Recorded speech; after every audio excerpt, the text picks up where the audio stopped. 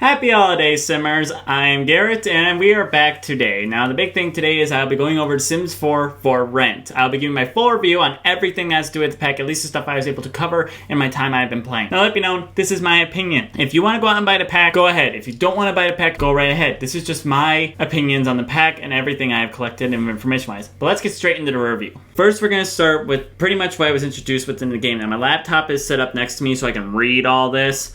So first I was introduced because of the Street Eats digital content that I got, basically saying, Quick Treats Grill. The description for the Street Eats content reads, Quick Treats Grill. It's said that food from the night market is the best. So here's a way to make Street Eats right at home, with this cart-shaped grill that makes it feel like you're cooking in the streets. And everything is hot off the grill, ready to eat. Next we have the Street Side Stars Shade. Spend the evening under an umbrella that brings the stars to you.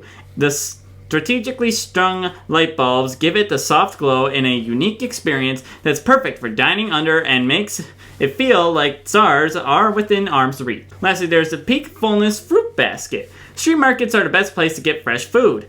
The stalls are all around and with delicious. While this basket of fruit is more of a display piece, it still makes the mouth water as it reminds you of the nearby night market. Why would that object not be? I didn't play with that object, so no wonder it's a decoration. Next, you will be introduced to the Sims 4 for Rent expansion pack description. Here's what it reads. Property management. Property owner Sims can be present, living among their tenants, or can live in a separate residence while gaining income from their several property investments. If property owners don't keep their unit ratings high, they could face a tenant revolt. The new lot type in town. New residential rental lots give you the chance to get creative, with multifamily dwellings giving your Sims a basement suite to rent out, creating a duplex for two families Sims, or even build apartments. Closer than ever. Closeness can create harmony or drama. Sims and residential rentals will get tangled up in each other's lives. They'll socialize at potlucks, meet in the garden, and have an opportunity to discover each other's secrets by eavesdropping or snooping. Bustling and beautiful. Explore the new world that's alive with possibilities. Visit the botanical garden and discover the animal sanctuary. One of the most iconic scenes Tarang has to offer is the night market, where your Sims will discover new foods and unique objects. We'll get to that later. Once you're in the select a world sector or world to move into, you can see Tarang has a new image that really looks like downtown Tarang. And here's the description.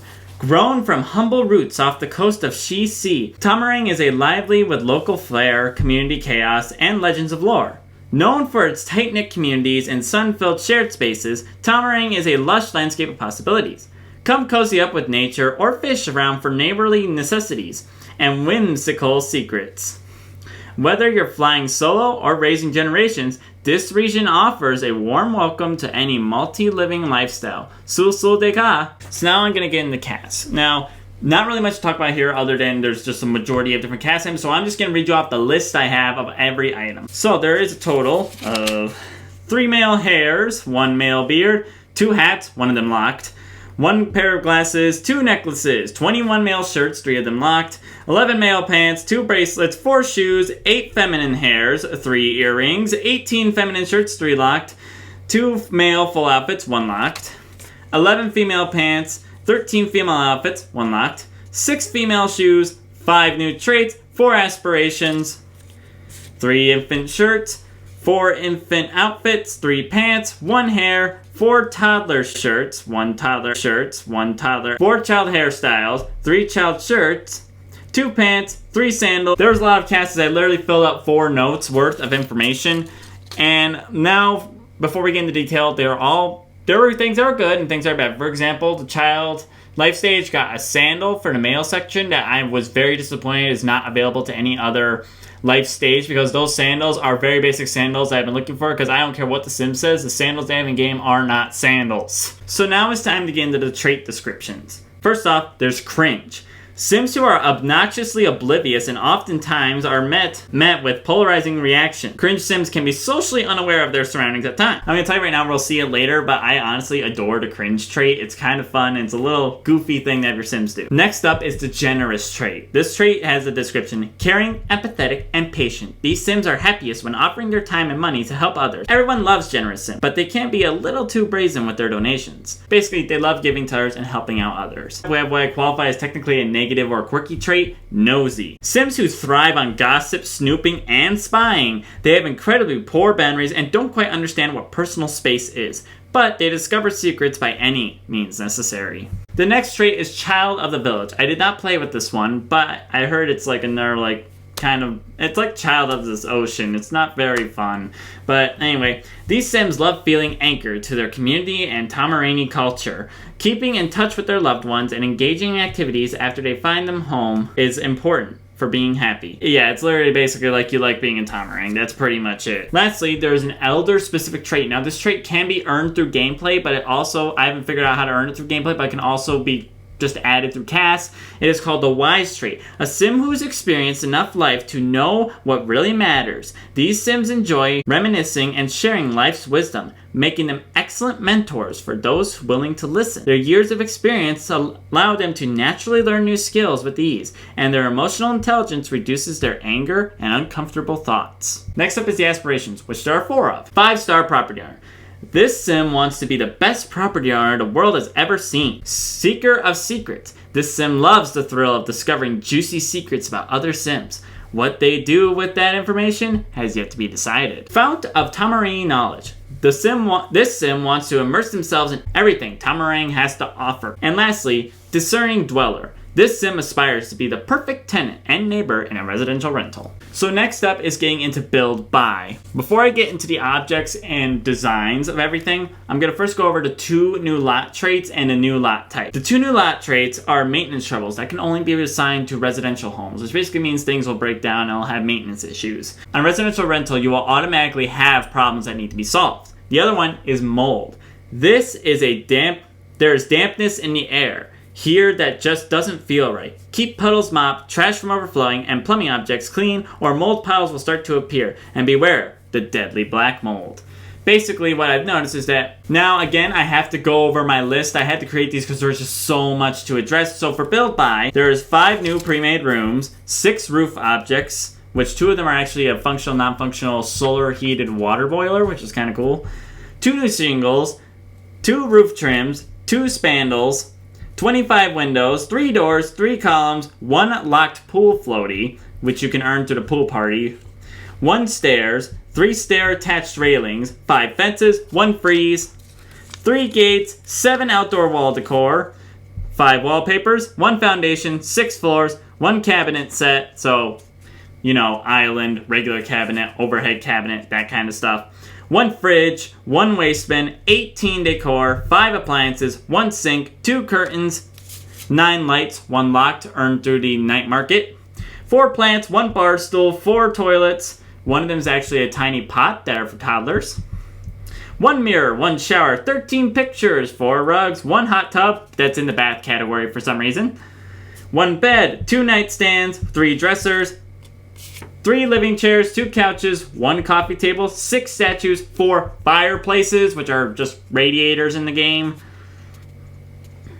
2 tables, 3 chairs, 11 wall indoor decor, 1 bar, 2 activities, 1 toy, 2 hopscotch, 3 mailboxes, 2 grills, 1 locked earned through the potluck party, 2 outdoor lights, 14 outdoor activities, and 3 shelves.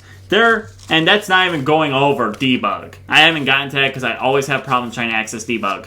Regardless, this was a very hefty list, and I had a lot of items that I thought looked really cool, but we also need to go into the functionality of them, and that is where gameplay comes in. Even better, the air conditioners and radiators can be synced to your Sim's thermostat, which is really good as it provides gameplay. As soon as it's turned on, as soon as you, for example, change the thermostat to cold, the air conditioner immediately turns on. So a quick little heads up for gameplay, I played through 1 standard Sims week, starting on Sunday and ending on Sunday. And I'll be going over pretty much every day what main things I looked into and what I covered. Now let it be known, not everything might be covered, and some other Sims YouTubers might have it as well. I've made sure to look at those and make sure to take those into account if I remember anything from those. Just a little quick note, I have noticed in build mode that there is a wallpaper lag. I don't know why for some reason, but when you're painting wallpaper of residential rental, it lags, like really lags. But regardless, also, you'll be seeing a building. This one is actually one I built myself. It is not part of the pack. It's on my gallery if you want to download it. It's just called the Crystal Apartments. I created it because I wanted something to play with. So the first thing I did is I immediately wanted to check out the new hopscotch, which honestly, I like this activity. It's very nice to see it make a return. It has multiple swatches if you want it, along with some other versions of it as well. You can also see behind my sim that there is the marble circle. No one played with that because there were no children on my lot that did it, which I was kind of sad. I wanted to see children play with that. So when it comes to that sign you can put out front, I believe it's under outdoor decorations, but believe it or not, it's actually a functional object. Change vacancy visual allows you to put a sign saying basically no vacancy or vacancy, and it has other details that you can change about it. Then there's officially the fill vacancy. When you look at the bottom, where you would normally see businesses such as retail, vet clinic, all that, you will see your units, their star rating, who's currently living there, to travel to them, their tenant agreement, and if you want to fill their vacancy. If you get into the fill vacancy menu, you're provided with the rent per day, which you can set, and it has a max depending on the amenities. It has your current rating, tells about the information about it, and how long you want the lease to be. You can also set unit rules such as no social events, no loud noises, maximum occupancy, no trash overload, no pets, and no ghost. If these are violated, a fine will be issued. After doing such, you're given a list of applicants who wish to apply. This is a mix of very many sims. I've even saw one that was called, what was it, like Wayne the Boulder, which is obviously a reference to Dwayne The Rock Johnson, which is kind of fun. I like that. But each sim has a certain amount of beds that are required depending on how big their family is. It tells you information about what age they are, and it also tells you what they're willing to pay. There is one new job called Handyman. It is a part-time job just like the others, and the two skills you need to work on it are gardening and handiness. I got paid 88 simoleons for a base job. Next up is my honest favorite appliance in the game. The new kettles are amazing. So what you gotta do is you first have to let your sim boil the water. It works like the popcorn machine where it needs a few minutes in order to finish. Your sim could go do something else while it works. Once it's done, your sim can get 3 types of drinks from this. They can get coffee, various amounts, various types of tea, and my favorite, 2 types of cocoa, with or without marshmallows. And I personally love the addition of cocoa. I'm a cocoa guy. But honestly, I drink more with milk than water because milk kind of tastes better, but that's just me. What's even better is that depending on which drink you want, there's a different animation for each one. Now, the Sims team did mention with the cringe trait, you can discuss memes with people, and there are so many references in this, including memes, but not limited to, Giga Chad, SpongeBob's Imagination Rainbow, Doge Llama, Troll Face, Surprise Pikachu. I can't tell what the sad bunny is, but there are so many little hints to stuff like that in there. But your cringe sims can also dab and do something called the Blick Block dance, and honestly, I kind of appreciate it. Another activity that you can see is similar to Grapevine Gossip, or what you see in Him Bagley, is getting information about them called Tamarang Truth. Basically, if you ask a sim, for example, one of the sims that you probably saw in the trailer says, "It's not really a secret around here that our parents passed, but not many realize that we carry our father's name.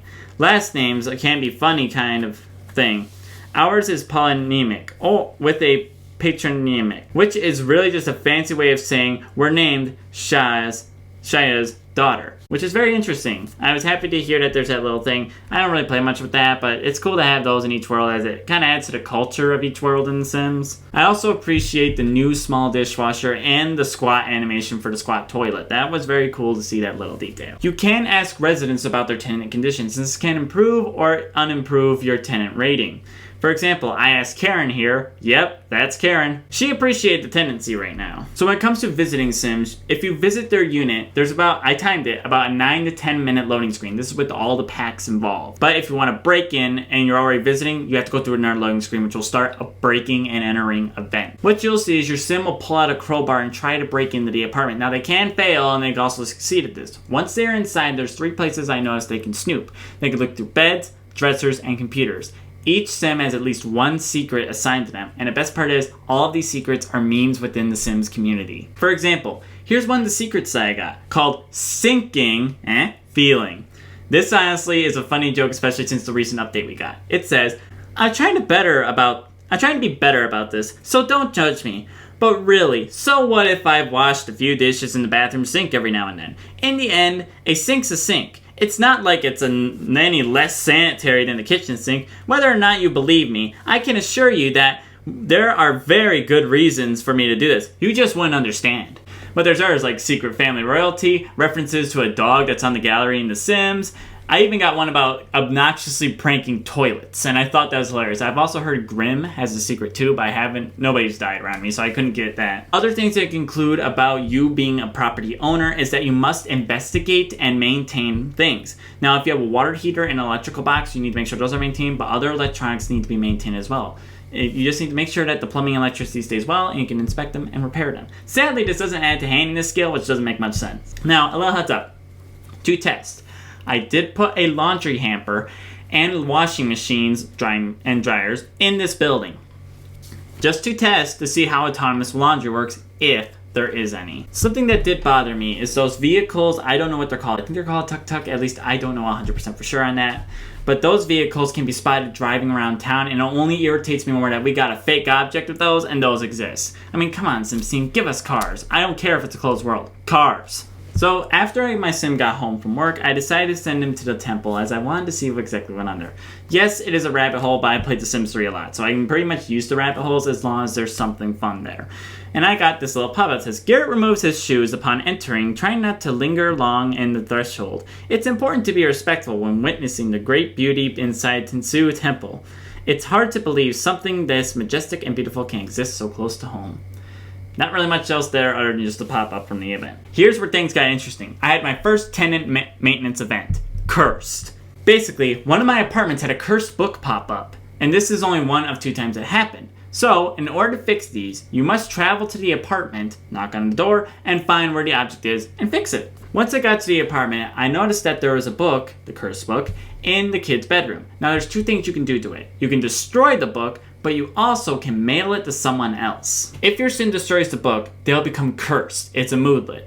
Basically, for the next few hours, they're going to be having constant bad things happen to them and minor inconveniences, such as tripping all the time. Basically, when I found the cursed book, I decided to mail it off.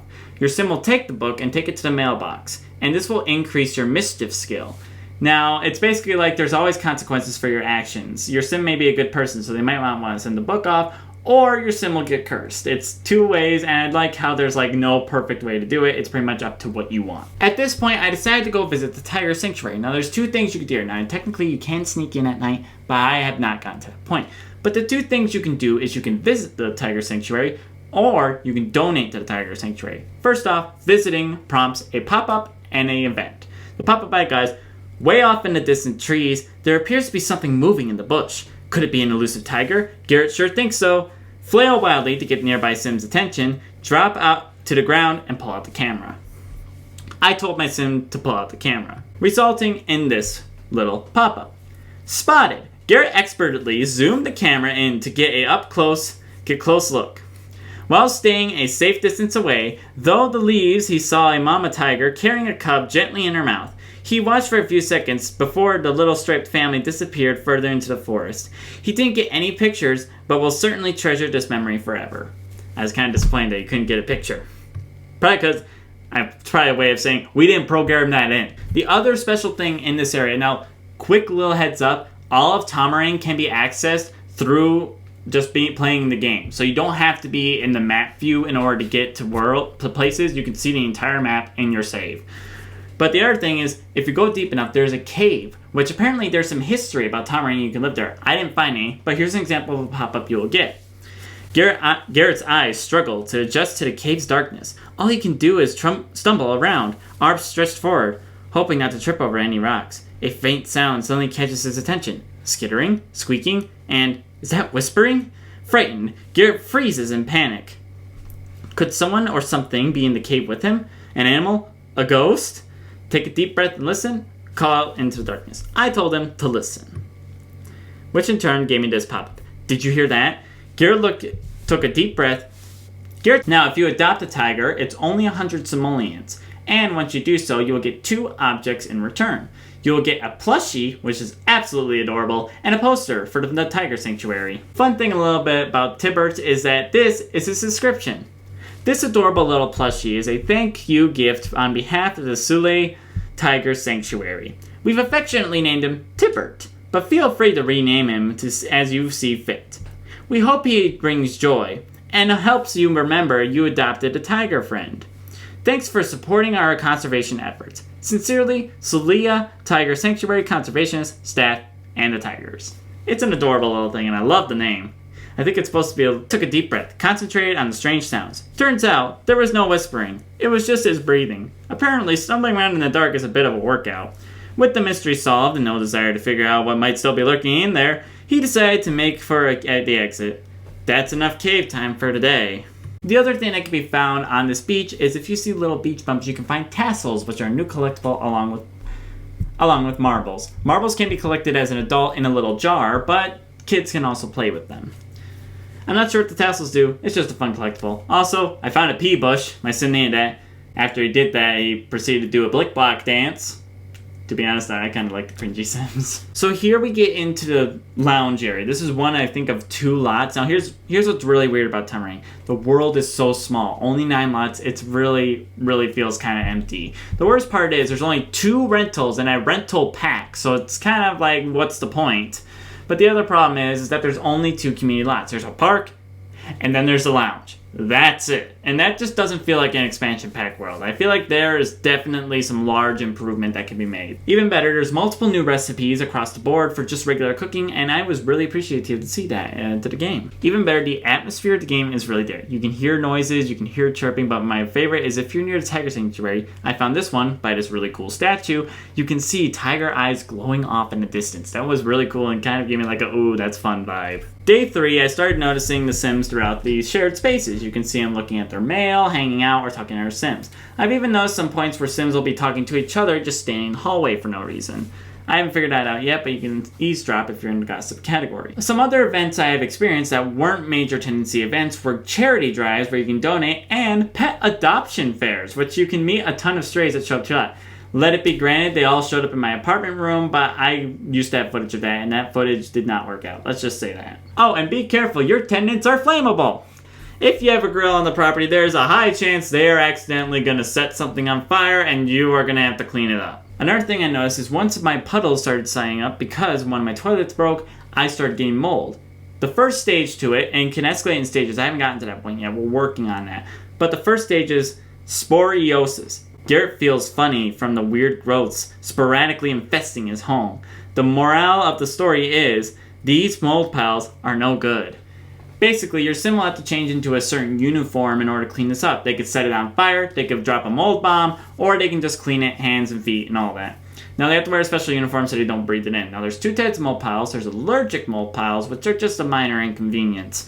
But then there's toxic mold piles, which can lead to your sim's death. I have yet to experience that. But in order to get your sim to stop having sporiosis, there must be no mold piles within a washable area, so a shower, and your sim must use the interaction wash off mold. You will see you'll see the same shower animation, but you will see mold spores fall off, helping your sim with their skin condition. At this point, I decided to throw a potluck party.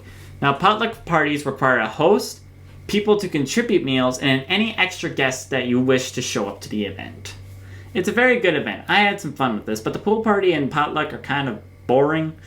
It's because potlucks mostly make food, eat the food, talk to people. That's about it. And the pool party is really boring because you can throw the party without having a pool. And that is kind of boring. Like, make sure you have a pool if you're throwing a pool party, or else it's going to be lame. During the potluck, I decided to take it upon myself to learn how to operate the pressure cooker.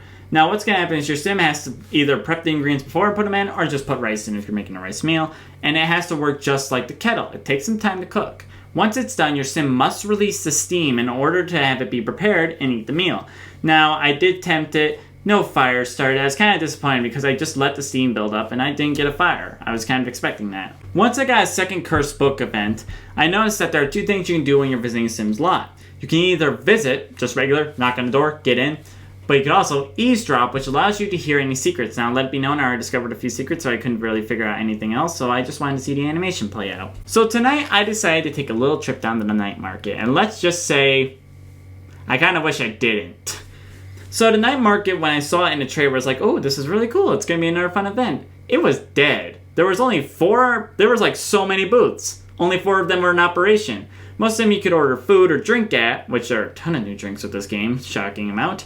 But you could also buy collectibles, which were marbles, a marble jar, which starts off empty until you add some, and tassels, and many more collectibles. There were only 4 people who were operating the booths, separate ones, and 2 people talking. It was dead. There was no one else there. And to be honest, The festivals we see in City Living are more lively than this. I kind of wish there were just more people there, and I don't think I'll be visiting a night market anytime soon. So this got fun. We got our first official tenant violation rule. When a tenant violates a rule, in this case, one of the apartments violated the noise rule, other tenants will not be happy. What you have to do is one of two things.